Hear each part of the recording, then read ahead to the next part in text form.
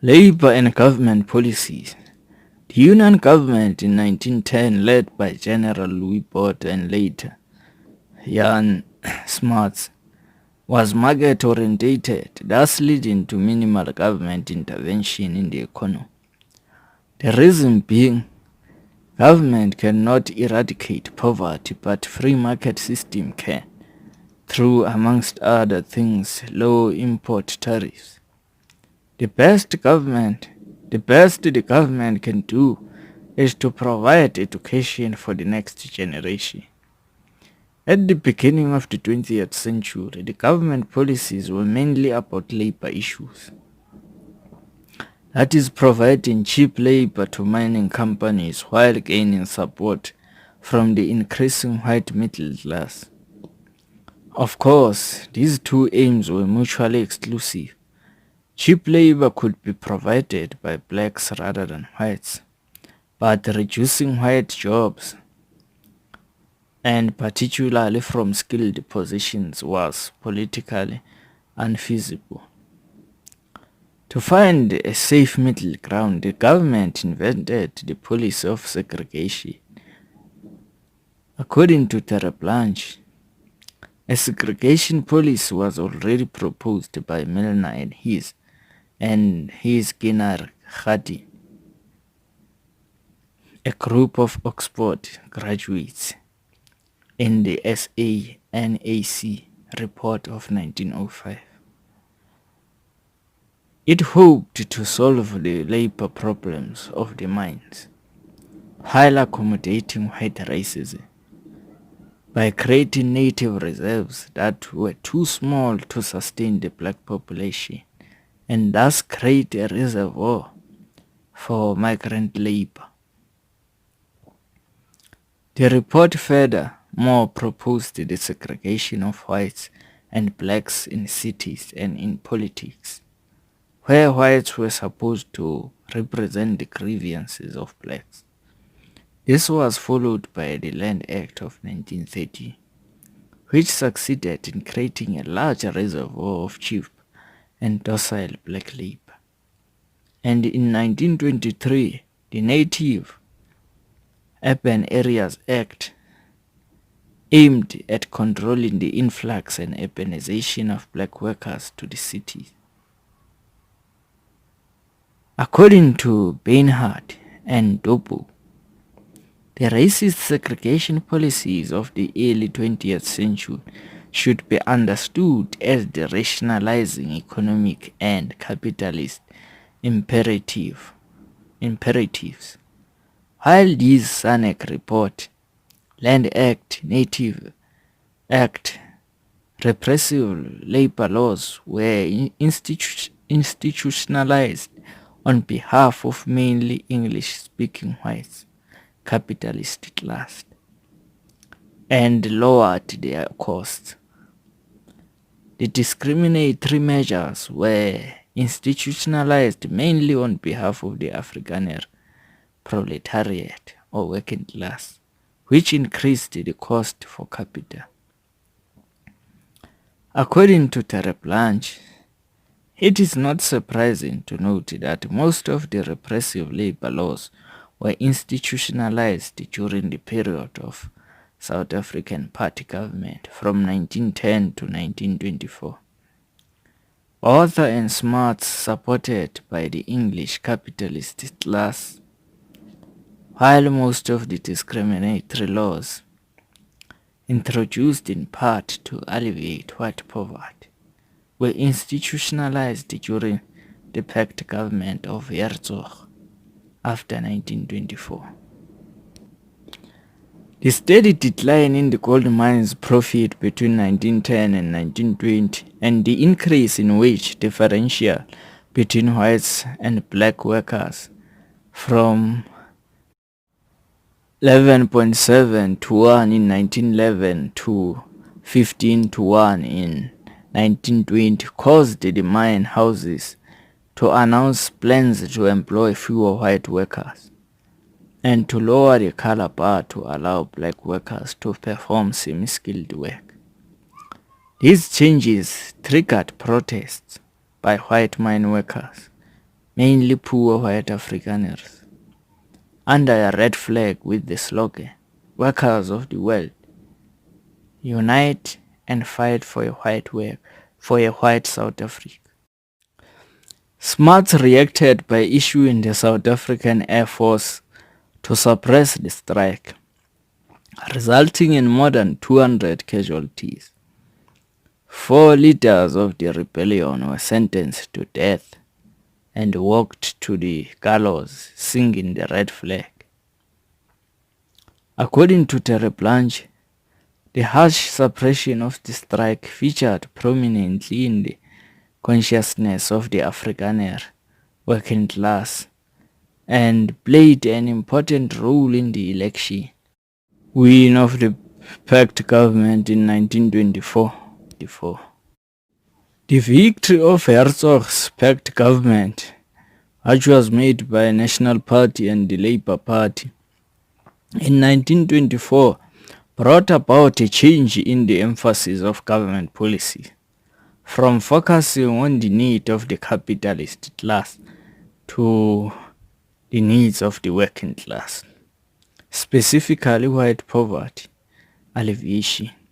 According to Feinstein, the packed government again interfered with the normal operation of market forces, whereas the previous government focused on suppressing the wages of black workers. The packed government attempted to raise white wages while suppressing the black wages.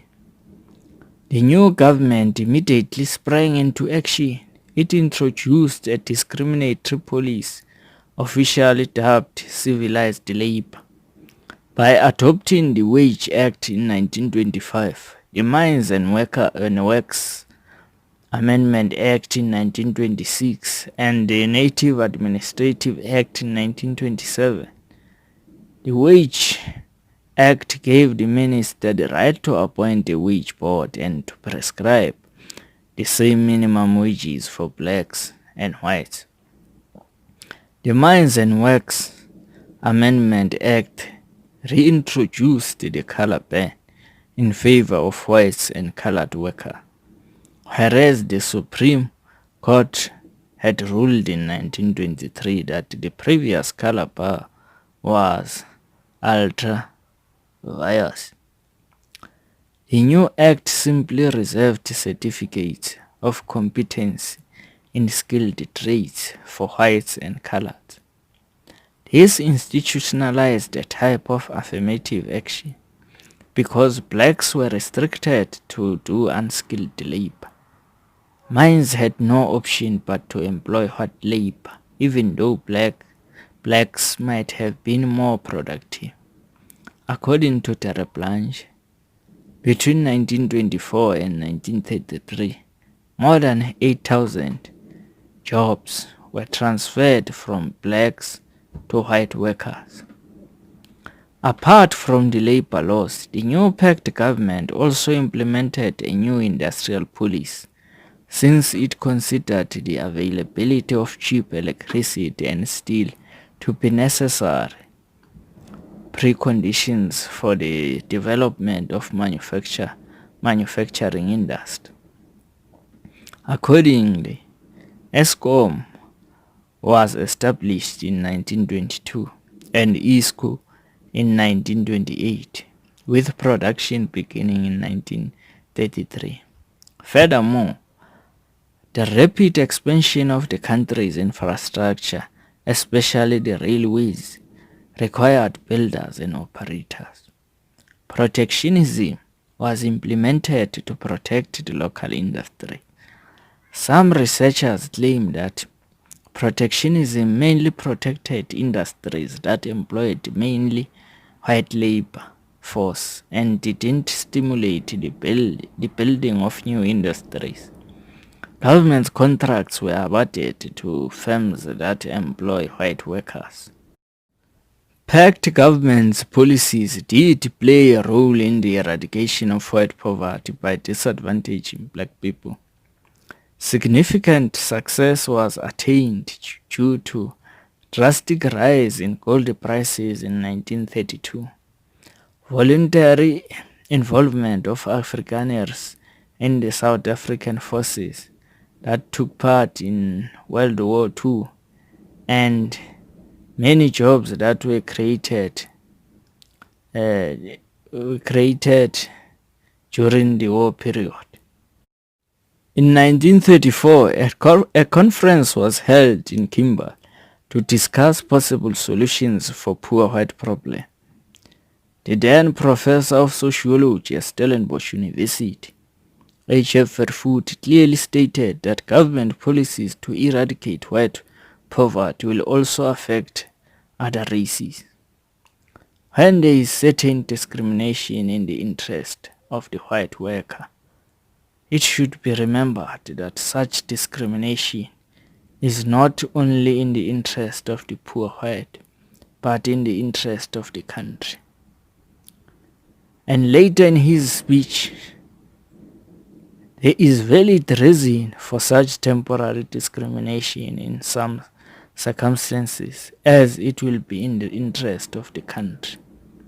However, this is the only way to sympathetically account for the welfare of both the white and the non-whites, even if it does carry with it the resemblance of the prejudice. In 1948, after the National Party won elections, discrimination was practiced on a grand scale. Black people were not allowed to strike and their trade unions were deemed illegal. They were further prohibited from skilled building work outside the black designated areas. In 1956, Industrial Conciliation Act and later amendments reserved almost all semi-skilled work and skilled work for whites. But all these discriminatory laws were abolished in 1977, and wages for black workers started to increase. The ANC-led government elected to victory in the first democratic elections of 1994 chose to follow what it sometimes referred to as a neoliberal democratic capitalism approach. In essence, the ANC shifted gear from proclaiming socialist and communist policies before the election to opening up the economy and promoting free enterprise and economic growth as the main vehicles of poverty alleviation. The growth, employment and redistribution GEAR program, released in 1996, captured the government's commitment to economic growth through trade liberation, privatization and macroeconomic stability. Although it did not achieve the high growth rates it aimed for, it did succeed in stabilizing government debt, bringing down budget deficit and opening up the economy. Despite this emphasis on correcting macroeconomic imbalances, the welfare, housing and basic infrastructure services, a new initiative, Xabiso, which was launched in 2005 with the help of a group of international specialists, again highlighted the need for higher economic growth in the context of efforts to achieve the Millennium Development Goals of halving poverty by 2015.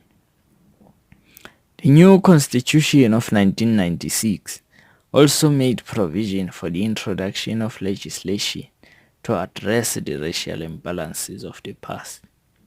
This culminated in the implementation of the Department of Trade and Industry's strategy for broad-based black economic empowerment, which later formed the basis for the Broad-Based Black Economic Empowerment Act of 2003. The BEE Act combines the employment equity, skills development, and preferential procurement legislation into a comprehensive strategy to empower all black people, including women, workers, youth, people with disabilities, and people living in rural areas. The policy, akin to Verwoerd's policy of temporary discrimination, hopes to fast-track black economic revival.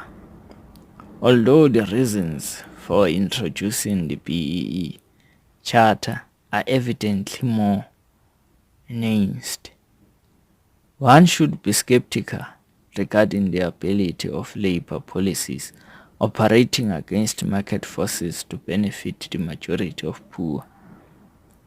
the poor in the country. Labor and government policies. The Union government in 1910, led by Gen.